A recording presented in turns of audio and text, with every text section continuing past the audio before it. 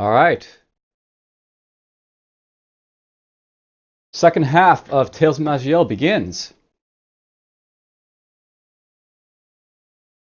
We have defeated the Master.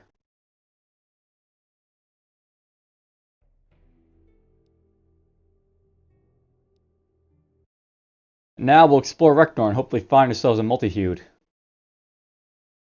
Because those alchemists are probably getting antsy at this point.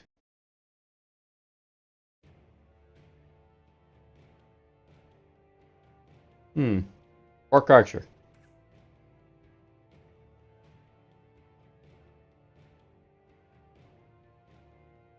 Oh, there's a assassin.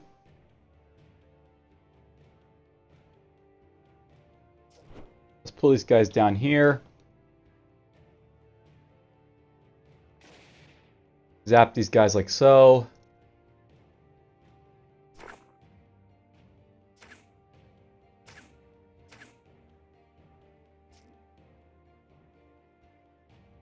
That's fun.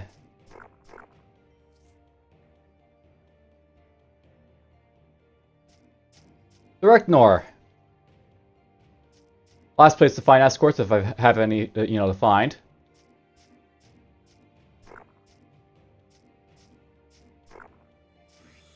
Oh, Steam Saw.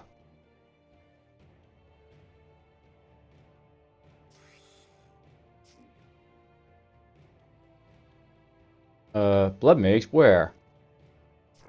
Oh, right there.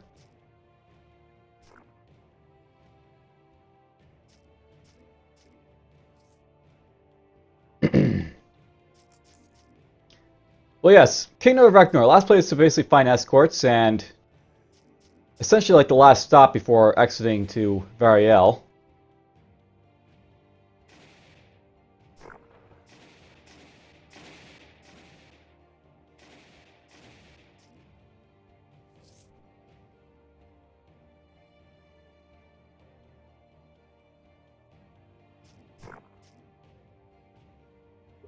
This guy right here. Confuse all these guys. We'll go think,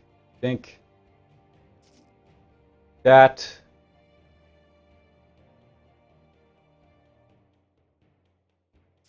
Brush him to get him off my back. Block you.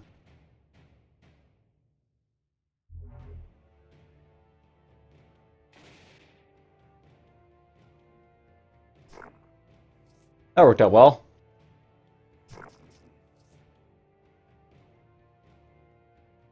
Oh, Master Assassin.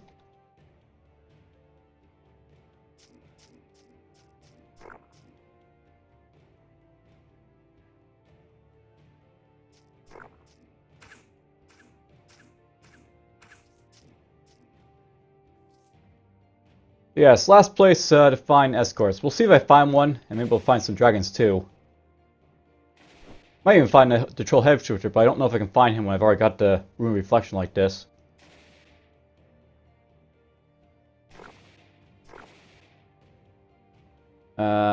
Let's see here. Get rid of that. Go like this and that.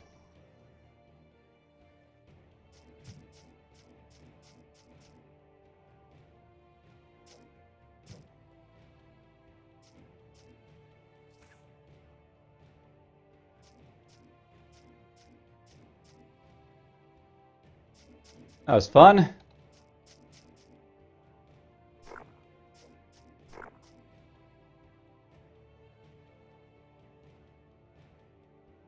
Kill all those guys.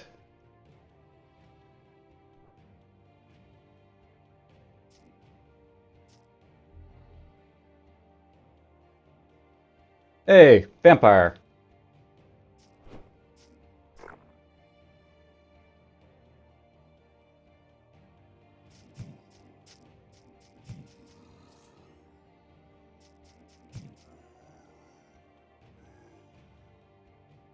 So, this is something to throw out, but these guys, they're like all the faction enemies are Orc Pride. Kind of interesting.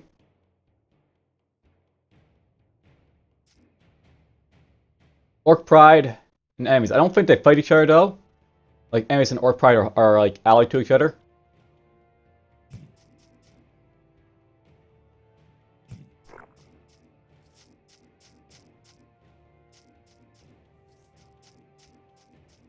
I see lore.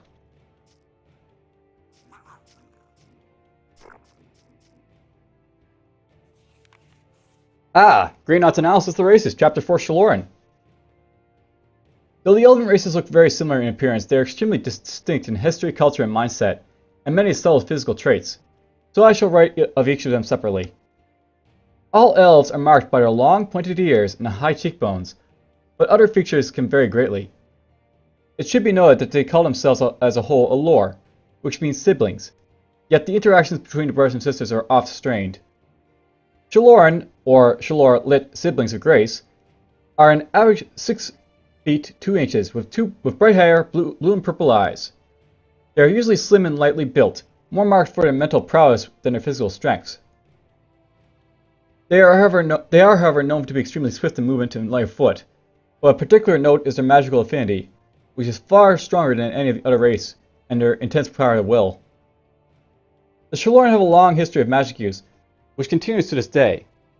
Though other races shun the dangers of magic to a large degree, the Shaloran embrace it, and is still widely used throughout their society. However, they are careful to hide this in their dealings with other races.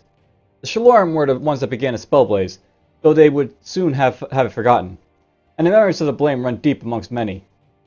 During the spell hunt in the Age of Dust, they locked their city doors and shrouded the whole region in mist, only coming out in secrecy. It took many centuries before they were accepted again in wider society, and still they are treated with intense distrust. Their capital city is Elvia, in the southwest peninsula, and they have very few settlements outside of this. They have naturally long lives, and their mastery of the arcane arts has allowed them to extend their lives indefinitely. The eldest immortals make up their councils of elders, which is headed by a king Aran Gae. Death is a particularly fascination amongst the Shaloran, and early kings of the race were said to build their great tombs for themselves, whilst experimenting in flesh preservation and necromancy. The Shaloran, of course, deny this. They deal with other races seldom, preferring to keep a low profile, and most of their trade is done through halfling intermediaries. A few rune crafters and enchanters sometimes travel to other cities to do business, and some brash youths are known to explore further afield. So yes, the Shaloran. Let's open this up. Unlike with, other areas, I'm not going to worry too much about what's in the chest, really, at this point. I'm more or less got my first project right, and, I'm getting strong enough that I can, just do whatever I want.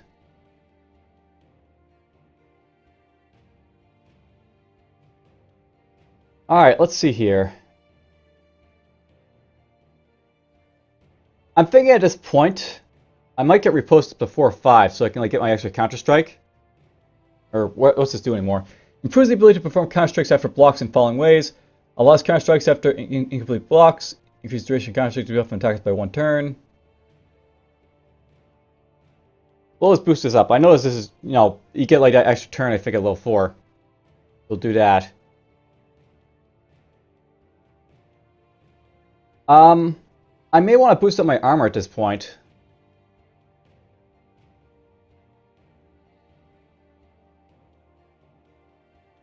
Or does this still do anything? I'm not seeing any changes here.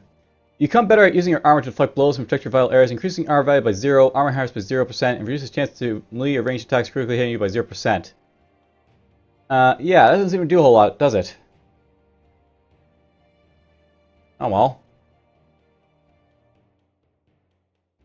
Whatever, I'll probably eventually start using these points at some point. I was going to get, track into 1, maybe. And possibly get up the danger sense at some point, but we'll worry about that in the future, I guess. We'll save our point. Ooh, more chests.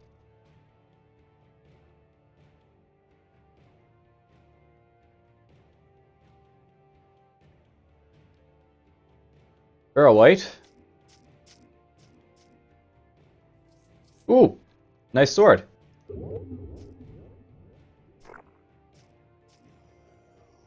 And Steam Saw schematic. Alright, I still have that Room of the Rift. I'm going to get rid of this now because I don't really care about the Room of the Rift. Let's see here. This gives me stun, freeze immunity, equilibrium. I don't really need that, I don't think. This longsword, though.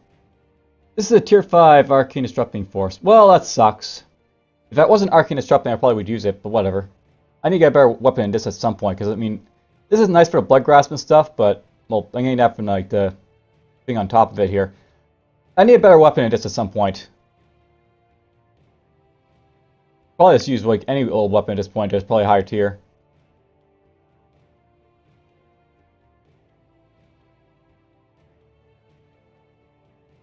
And let's see here.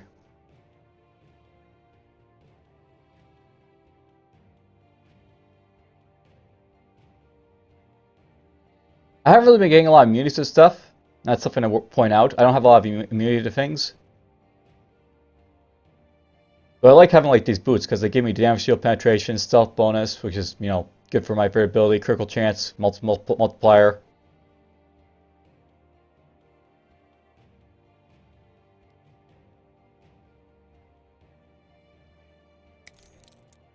Oh, Orc Necromancer.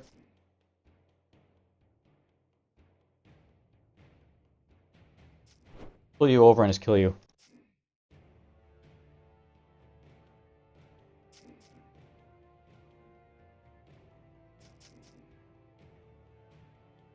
Alright, let's see if I missed any chest anywhere.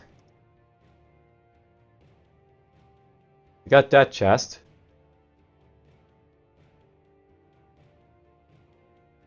Got those chests.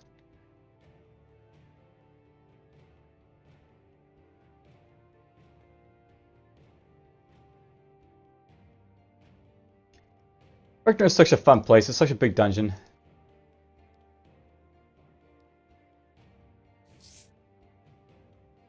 Hey, look at that. Shoto Fortress.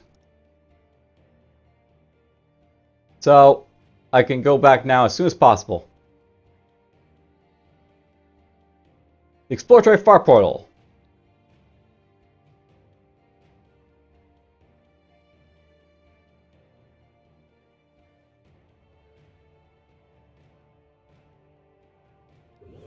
Let's go here, do this, go boink, boink, boink.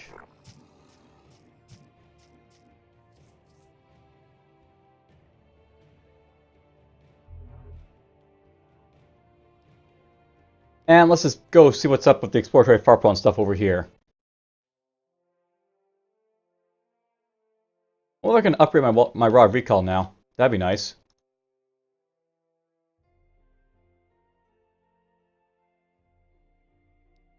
You know, they probably shouldn't have that message appear after you defeat a dungeon and kill the boss. But whatever. Alright, you asked me about the raw recall. The raw recall of EPS is not a structural artifact, but it's based on structural design. The fortress now has enough energy to upgrade it and be changed to recall you to a fortress. Okay.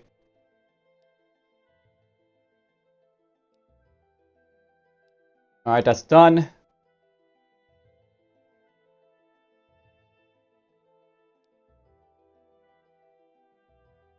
Yeah, we're not going to care about how you look. Are any training facilities? Maybe later. You asked me about the far portal. Long ago, the short tools used far portals not only for transportation to known locations, but also to explore new parts of the world, or even other worlds. This fortress is equipped with an exploratory far portal, and now has enough energy to allow one teleportation. Blah blah. I'll check this out, thanks. We'll go out here, we'll kill what's in there. Oh, luminous horrors. We're finally fighting these guys. Which means it's time to, do I have my light artifacts anymore? I think I got rid of them all. It's funny, I finally find some luminous horrors, some ones are unique. So it'll be fun to fight.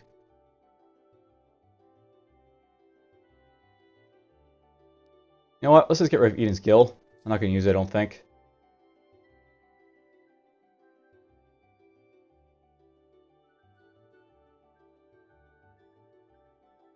Hello. Okay, you confused me. Let's just do that and that. This guy's level 29. I should be able to beat him easily enough. We'll just go with, yeah, I didn't want to get my... Oh, well, no stuff from him, I guess. Let's do that. He threw a knife at me, I think. Bastard.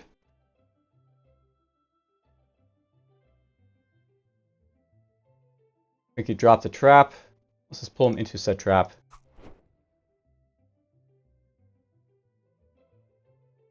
Let's assault him for a little bit of damage. Try bleeding him.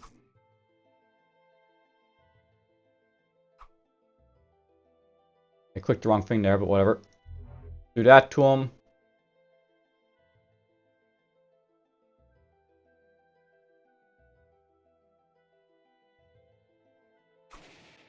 And with this,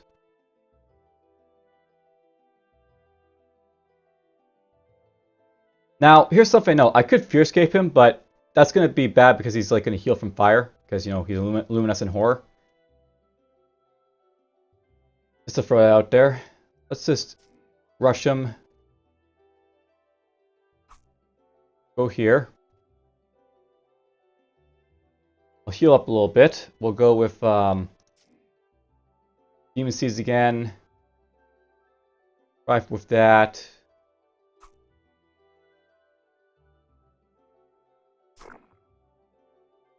Well, he's down to half health, which is good. I might actually want to go after his friends because they're actually a lot weaker than him. This guy.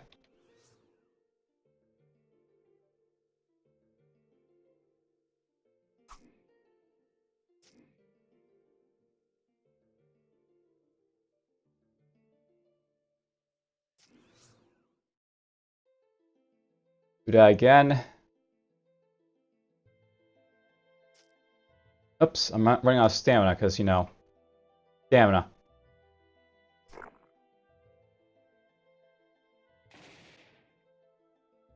Do that.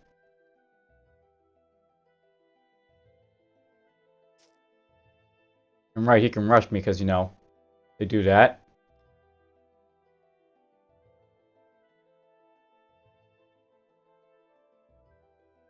Ah, that actually works while I'm dazed.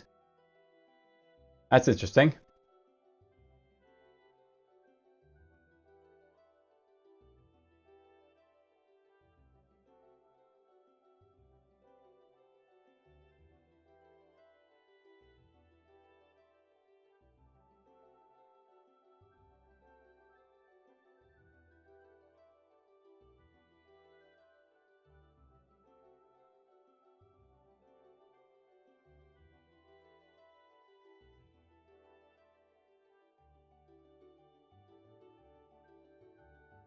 Let's see here.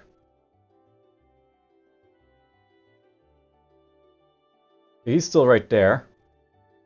I might follow me, but I guess he didn't. So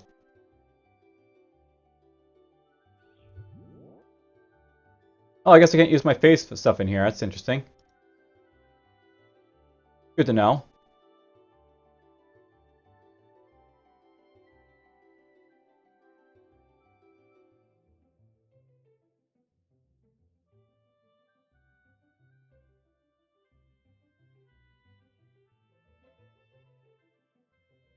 We're just going to leave that alone for now. I'll come back to basically kill it, but not just right yet.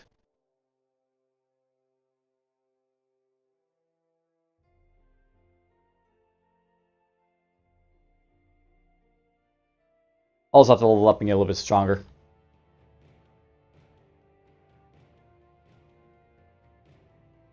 Slipafist. Or however you pronounce it. Ow. Let's go zap like that. I'm got a slumber apparently.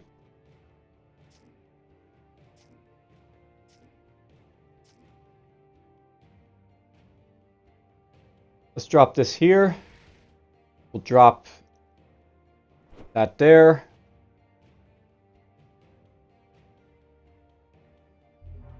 We'll peerless him so that, you know, stuff happens to him.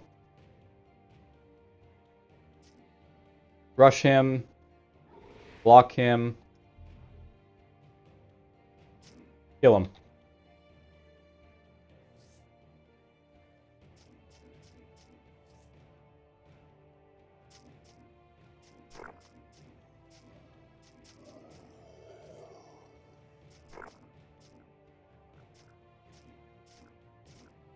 Ouch.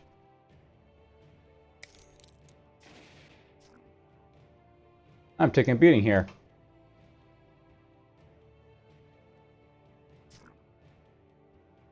And of course, that happens. Alright, I'm taking a really big beating here, so let's just back off.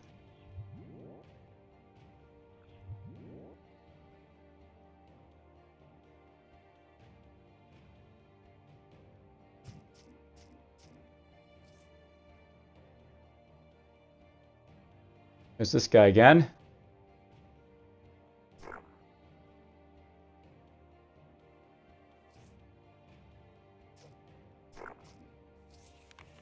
Alright, Iron Throne Tread Ledger. Iron Throne Tread Ledger, Allied Kingdom. Age of Ascendancy 121. Last Hope, Exports. Steel Plate Armor, Humans, 500 PCs. Steel Plate Armor, Halfling, 460 PCs. Steel Armaments, Longswords, 170 PCs, Spears, 200 PCs, Maces, 150 PCs, Craft Sundries, 2,200 PCs. Surf, Exports. Iron Hatchets, 50 PCs. Tools, Sundries, 65 PCs. Last Hope, Imports. Gold, 500, 1,000 PCs. Grains, etc., 1,000 tons. Confidential, Anglewin, Exports. Garnets, 50 PCs, rubies, 40 PCs, diamonds, 20 PCs. Low diamond yield this year. 50% charge. Ziggurat freighted our last Anglewin caravan. More guards, D. Yes to diamonds, armor merchants in the caravan, no extra guards. Profits are fit enough as is, S.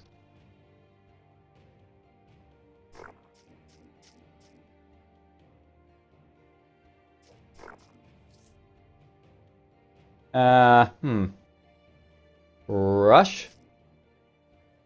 Kill. Well, from one Loomis and Horde to another, I guess. Let's have him follow me a little bit because I know he's probably got friends.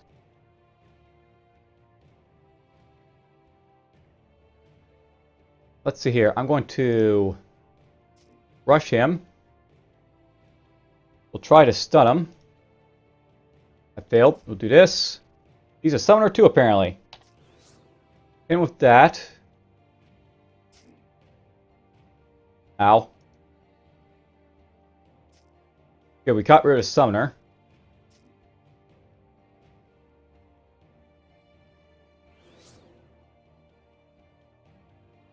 Let's go think. Think.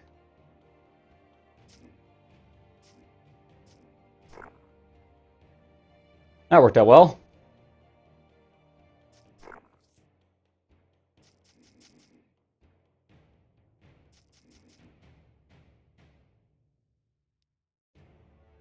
A demon popped out.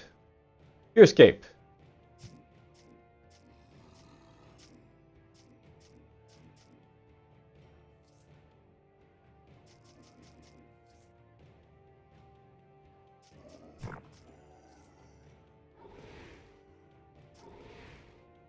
You know, I have to say it. It really does make it more challenging when it's rare. It's like around every single corner you go to. I think that's something that Nightmare does. It makes more rares pop up.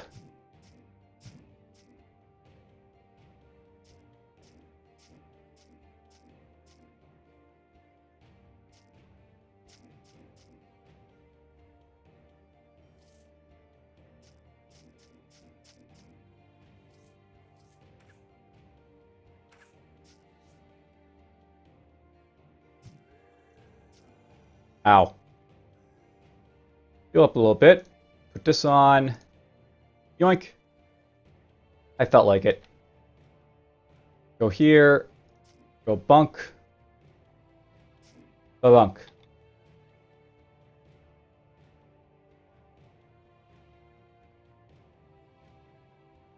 Let's get rid of that. I'm going to go like this. Drop that there, and we'll go the tunk.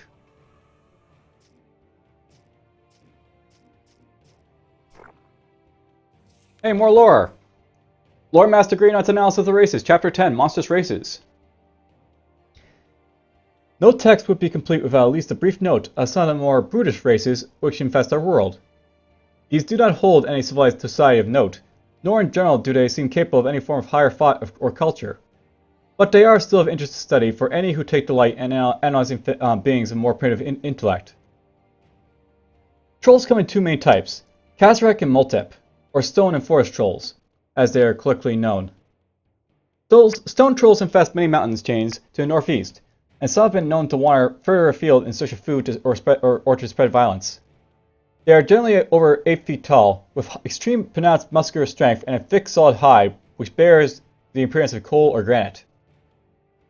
Forest trolls are generally found in dense woods or swamps, with the trollmire east of Durf being especially famous. They have a more advanced form of speech than their mountain-dwelling cousins, and are known to move faster and wield more elaborate weapons, though their greenish hide is not as thick and their musculature less developed. All trolls have intensely fast metabolisms, capable of healing from grievous wounds within a matter of hours. At birth, they measure just 8 inches long, but within 2 years grow to full maturity, and rarely live beyond 10 years old. They used to be considered little more than beasts, but toward the end of the Age of Pyre, many were trained as fighters by the orcs, and were even taught the basics of language and certain battle tactics, making them much more dangerous. Though the orcs are gone, their servants remain, and their remote breeding areas and intense birth rates have so far scampered attempts to eradicate them completely. Giants live mostly around the mountainous peaks surrounding the Dakara Pass. They vary greatly in size, but are normally at least 10 feet tall. They look somewhat like large deformed humans with swollen or distended facial features and much longer swinging limbs. They live in nomadic tribes, moving from peak to peak with the seasons, feeding on wild deer and goats. They are usually peaceful creatures, only turning violent when their territory is encroached or their young are threatened.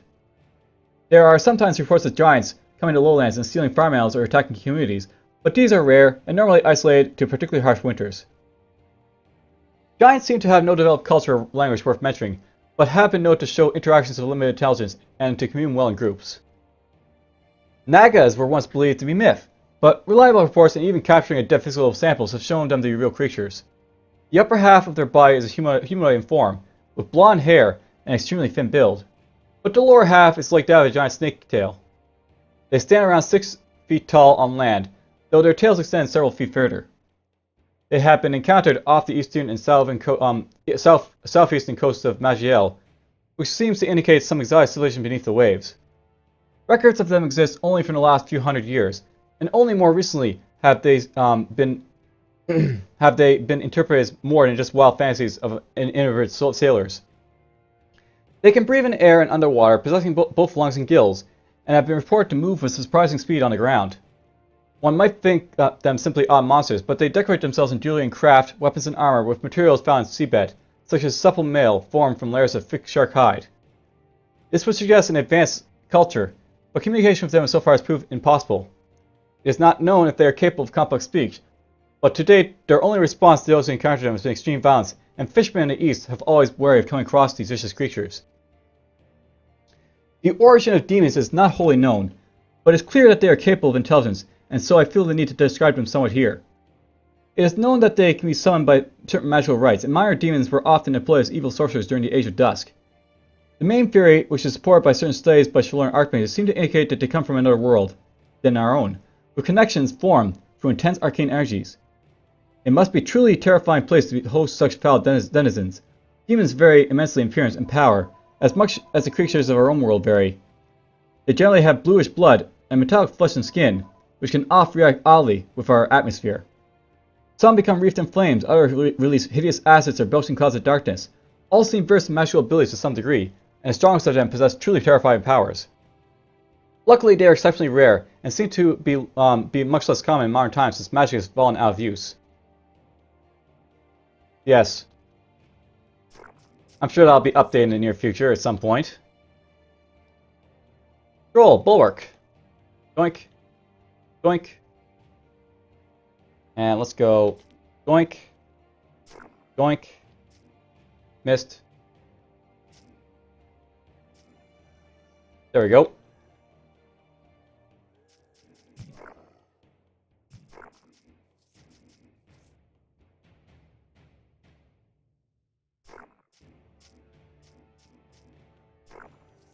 There we go. I'm almost through half of Dreadful here, which is good.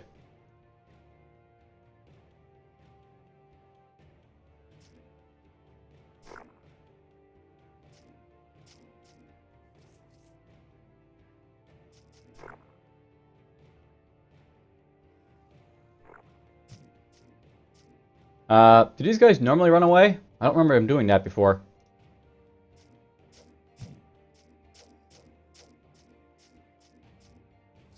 Hey, medical injector. Always nice to find those.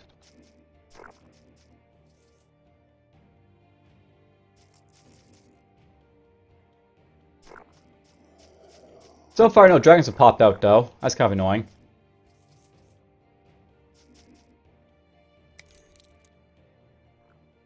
More lore.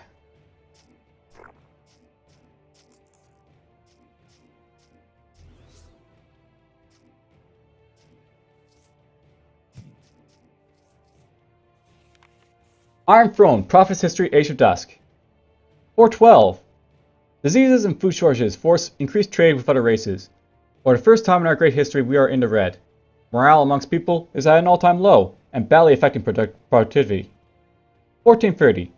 Several nations visited us, used their arts to cure many of our plagues we have suffered for centuries. When offered payment for it, they refused. How very odd. 1490. Production now nearing pre-Spellblade levels. Profits high, and commerce with other races increasing. 1567. Gigantic earthquakes have completely destroyed many of our major production facilities. Loss of personnel resources is also very tragic, especially key production experts. This is having a very negative effect on our forecasts. Alright, well, next level. Before we go, let's just take a look at the stuff I got. So we got ourselves a medical infusion injector right there. Have to look at that. I got tier 5 ring to look at. We'll take a look at that sword.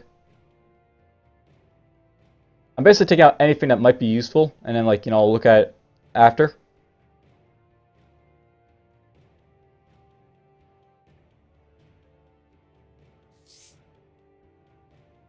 That seems like a bright idea.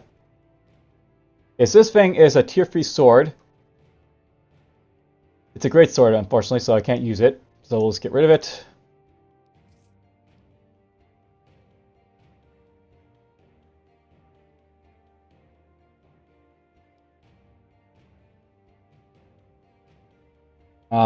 This ring. Effects on melee hit gives a bit it gives 50% damage reduction. That's nice. Magic, will, cunning.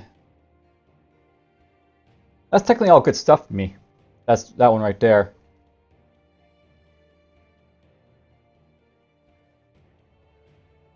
So this one is basically I get mana. This gives me Bleeding Edge. The lose one attack to basically gain a bunch of, like, damage reduction on enemies and other stuff. This isn't a bad ring, but I don't think it's for me specifically, so we won't worry about it. Fatigue is not really that important on characters that more or less don't, like, worry about fatigue to begin with.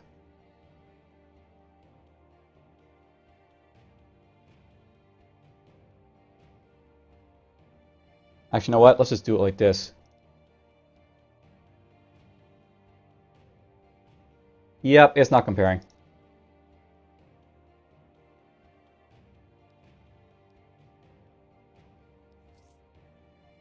Alright, well.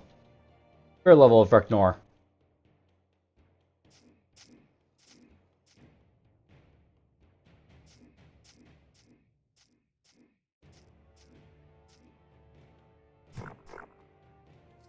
Where the heck do you come from?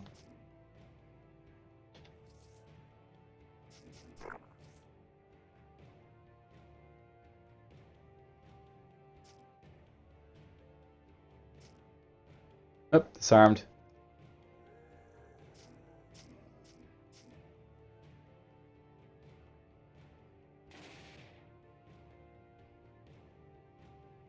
Well, that guy's got Demon Seed on him.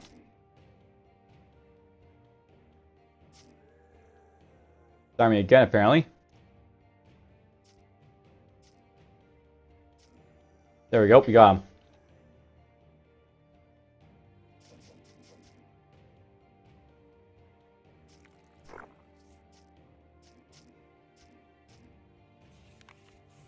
Iron Throne, Reknor Expedition, last words. We are lost. The Orcish forces are too great. No matter how many our squads slay, yet more surge from the depths. Where are the cursed creatures coming from? We have spied their leader, but have had no hope in killing him. He is a beast, a destroyer, burning with fire infernal and ice cruel and chilling. The power these orcs wield now fills me with dread. Perhaps they have found new mighty allies. This news must reach our ruler. My comrades, I'm sorry. I will flee once the opportunity arises, but know that your sacrifice will not be in vain. Long may our empire endure.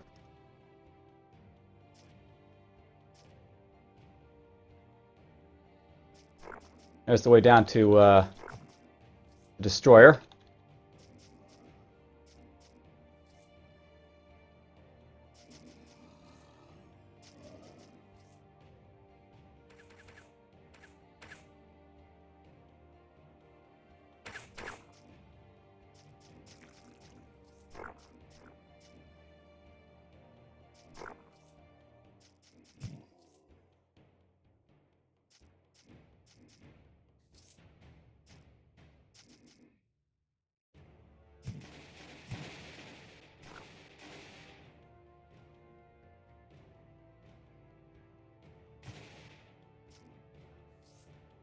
Oh, I'm getting lots of schematics here.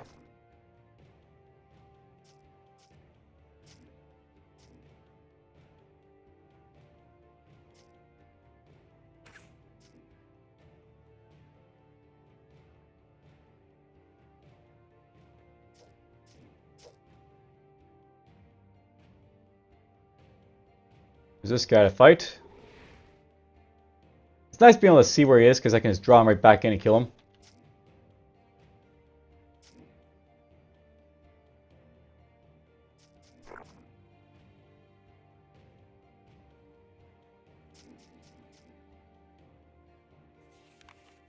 Demon Statue Dulleg. A walking monument in 2 times of prosperity, the Dulleg was once a beast of burden, carrying loads of trade goods with spiritual portals. Reliable, friendly, and rather intelligent for a beast, Dullegs were often taken in as beloved pets as well. Their joyous chirps when seeing their master get home could brighten up anyone's day. And despite their large size, they were gentle enough to play with our young. Their kind temperament and dutiful labor were the pride of our breeding practices, and 2/3 of our population either owned, lived in a home with, or worked with a Dulleg. In the wake of Malrock's destruction, the Children of Emerald developed an effective process to convert these companions into beasts of war, covered in 6 spines and thick plating, and loyally tearing through our enemies with incredible force. Unfortunately, their friendly demeanor was lost in order to make them merciless in combat. Of all the sacrifices we've had to make for our war, it might be the loss of our gentle companions that trouble us the most. And nothing happened. What's in these chests, I wonder? Doink. Doink.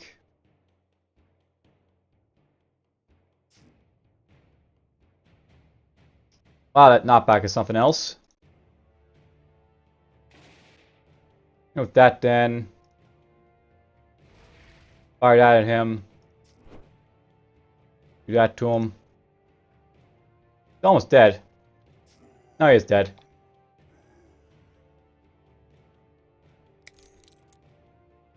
Do this. We'll go with a bit of gold. Flash of lightning on everything. Do that. Let's fear escape the orc assassin for a moment.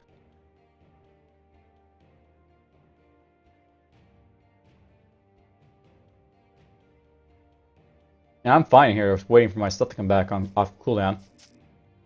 Ow. That.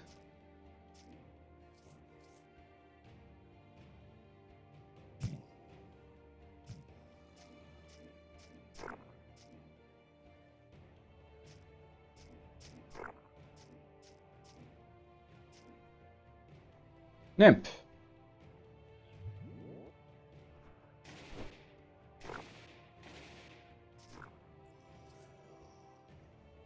Well, that's fun.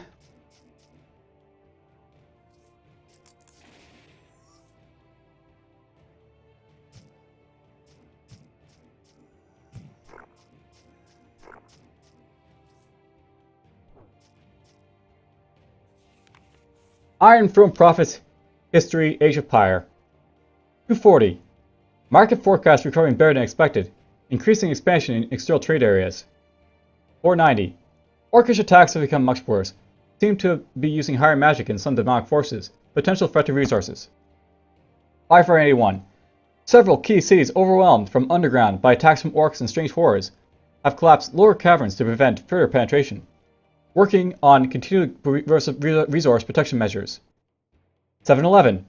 Develop key strategic agreements with other races to help contain orcish threat to resources and infrastructure. Relations with Reknor humans are seen to be especially important. I've sent him some of our best armor and weapons to ensure a good return on our investments. In hindsight, we should have charged more for these. 713. Orcish threat eliminated. Profits begin to soar due to increased external trade relations.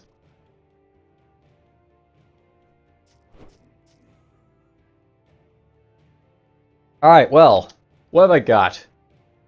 I got another medical injector, but unfortunately it skills of willpower, which is, whatever.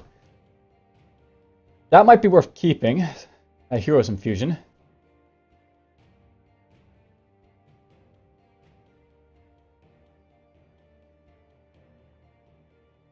This belt gives a bit of life, saves, but, whatever. Having resistances is probably better at this point.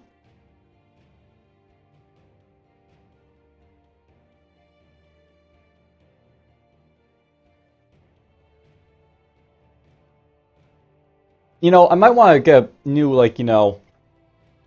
lantern at some point to replace this with, but we'll hold off on that for now.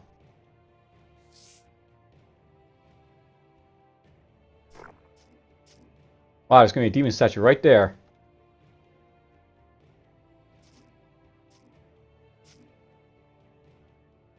That's annoying.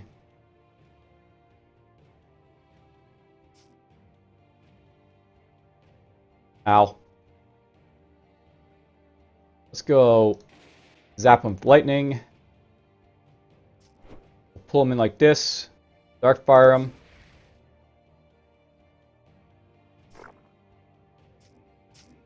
Ow.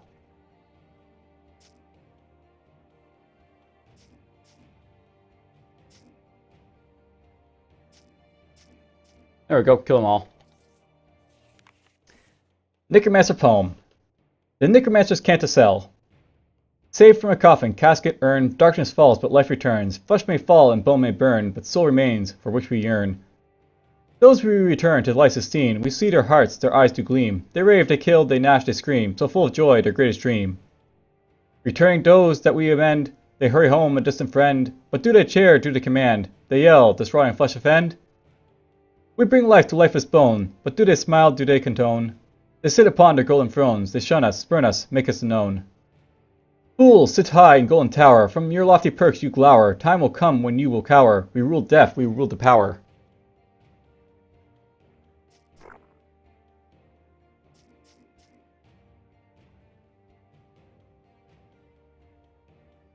Hey, I got the Unstoppable Force Salve. That's nice. Demon Statue. Pray Fijin. The text at the base of the statue has been scratched out. A note is attached in its place. Hello, Ealite. The text here wouldn't have meant a whole lot to you. A whole lot blabbering about confidence as a naturalist and his mysterious disappearance. Let me tell you what you need to know instead. Pray Fijin was my lover, and along with a friend by the name of Walrug, we came to Maj'Eyal out of curiosity and thirst for knowledge. It was an enlightening hobby, and the reports we made of your many primitive species were read all across our world. Do not think you deserve this attention. You are not special in any way aside from your inferiority. How could the planet of powerful, intelligent Shartrul create such savages that had barely escaped feudalism? Your sins were endearing, and your failures amusing. And it was knowing this, along with the curious absence of a Shartrul, that led us to go out and investigate, when a wounded child of Onyx came through our portal, deactivated it, and told us of the horrible destruction unleashed on Maruk by Maj'Eyal. We knew you were not capable of such feats, so we had to learn the answers for ourselves. Frail Fishy and I adopted our usual disguise of human mages, while Rorik arranged to scout the seas for anomalies that then meet us back after a few days. When we emerged from our underground lodge, we were surprised to see firestorms, although not nearly so fierce, raging across Maj'Eyal as well. What surprised us more, though, was an enraged horde of peasants provoked by our unfortunate choice of disguises. In your ignorance, you chose to blame spellcasters for the disaster. We tried to escape, but the mob swarmed us from all directions and were soon upon us. Soon I was tied up and restrained, while they glowed and made threats I couldn't hear over the din of the crowd. I could have fought back, but I kept telling myself only to lash out once I was sure my life was in danger, reassuring myself that the people of Maj'Eyal, who were once so fascinating to me, surely couldn't be aware of what they were doing. Judging from the geysers of flame bursting above my head, my lover was not so patient. When the blast stopped and the crowd started to clear away, I saw why he fought so fiercely. His injuries were horrific, clearly done to make him suffer rather than incapacitate him, and he was on the edge of death. In a moment of desperation, I muttered a spell to myself to understand what was going through their minds, what could possibly justify such treatment. That's when I learned what they had done to him, and what they were planning with me, but neither was awful as unthinking hate motivating it. There are both too many words for it, and not enough. Horrible, barbaric, sadistic, all are accurate, but none fully convey the evil of it. That moment is when I learned the true savagery of Maj'Eyal, and realized the fate of all the allies deserve. That moment is when my patience broke. There is a type of magic on Malrock that will allow one to transfer his or her life essence to another, prolonging the latter's lifespan at the expense of the former. Voluntary donations to honor figures are popular, but the reverse, draining another to helps oneself, is considered the gravest of sins. A statement that you consider your life to be worth more than another's, which is a decision nobody should be allowed to make when they have vested interest in it. Walrog had taught this forbidden spell to me, and only now did I use it, wearying the horde all at once and forcing their lives into Kiralfajin. The survivors too weak to stand up against me suffered greatly, playthings of my brief and furious revenge. Unfortunately, even all the life I drained was not quite enough to restore my lover to health. All I could do was keep him in limbo, in incredible pain and unable to act, but still alive. I took his surviving essence and fled to safety, then started picking the natives off one by one, extending my lifespan and getting ever closer to restoring him to health. I can only assume Walrug is doing the same, preying on sailors first and then Naga. I've lost contact with him, but the stories of terror from the sea tell me he's still alive. Keeping Kiralfajin in limbo consumes a great deal of energy, though, and soon lone travelers were not enough to keep him stable. I needed others to work for me, carrying victims and willingly sacrifice themselves once they outlived their usefulness. That is when I learned of the approach of the Fearscape, and came up with the offer I could make to residents of Maj'Eyal. When the legions of Uruk managed to get invasion force to Maj'Eyal's surface, not if, but when, you will all suffer, more than you can possibly imagine. Many of you will die, some will not be so lucky, and will be ever-living target of their rage, tortured until the end of time.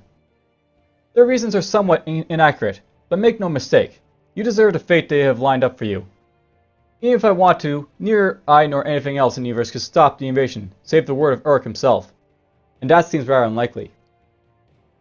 If you assist me and follow my orders to my satisfaction, I can guarantee you two things. One, your inevitable agonizing fate will end in death. After a maximum of a couple weeks, even the armies of Malrock cannot undo the effects of having your life essence drained. And two, before you feel the pain, you will feel nearly equal pleasure. With my magical skills, I can alter myself into any form, create all manner of illusions, and manipulate all your senses to your liking. Your wildest, most unrealistic fantasies will become true. The time before pain starts will be so enjoyable as to eclipse every moment of your pathetic lives that came before. And if you think yourselves above such hedonism, consider the psionic gifted servitudes I recently acquired, in a way that they could change your memories. When the demons are dripping dripping acid into your eyes, then growing them back with more nerve endings than before you could feel the pain more accurately, won't it be much more bearable if you're under the delusion that you've made a selfless sacrifice to save Maj'Eyal, and that your children and loved ones aren't suffering the same fate? Countless others have agreed to this deal, and the millennia before you were born, and I have amassed enough essence to contain Kiralfajin in a stable seed. Once it is planted in a suitable victim, and allowed to grow, he will once again walk Maj'Eyal, far more powerful than he was before, and the two of us will do everything we can to speed up the miserable world's much deserved death. Technically, any sentient and fleshy body will work, but I'd like someone who be missed, whose death will allow my lover's first act in rebirth to cause great misery to Maj'Eyal. If you'd like to accept my deal, come unarmed and alone to the crypt of Kiralfajin, and join your fellow Yalites in servitude to me. And if you were to bring a suitable host for my lover, well, that'd be deserving of some special one-on-one attention, wouldn't it?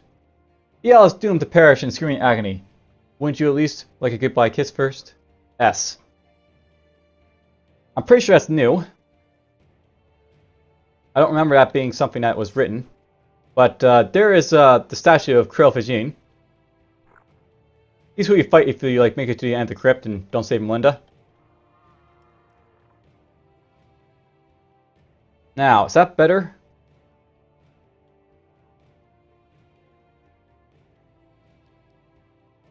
That gives attack speed, critical chance. Yeah, it's technically better just because of the simple fact that, you know, that's a tier 1 weapon I'm basically using so far.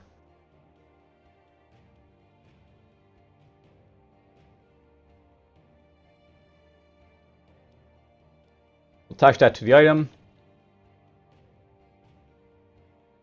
We'll just basically pull what I can here. Oh, this guy comes anyways, okay. Let's do that. Is he going to yell at me or anything? Yeah, there we go. Blah blah, Golden Destroyer, let's just attack him. I don't need to read what he's talking about, he's blathering. Do that, we'll do this. Ow. Make him bleed. Let's just do that for now. I'm going to Dark Fire right there. Drop a little bit of that right there.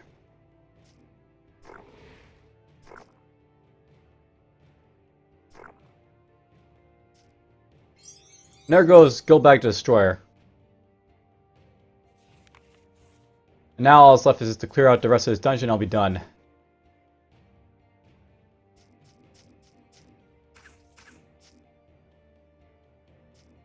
And there's the Herald, thank you very much. Iron Throne Prophets History, Age of Ascendancy. 28. Mutual Defense Treaty signed with newly formed Allied Kingdom and further trade routes opened. Highest ever recorded profits in final quarter of the year. 115. Noted a return of the Orcish presence in the collapsed caverns beneath the Iron Throne. Also increased reports of horrors and demons affecting mining operations. Key strategic decisions taken, these must be hidden from the other races. Uncertainty will only destabilize the markets. Increase stockpiles of weapons and armory, especially Voratum and Starlight materials in case of new war trade. 120. Orcish raids have stolen many of our stockpiled weapons. Pressured on mining operations have increased, cutting off key Starlight veins. Resource protection measures need increasing. Will's threat must be contained beneath us. Profits are stable, but under heavy threat.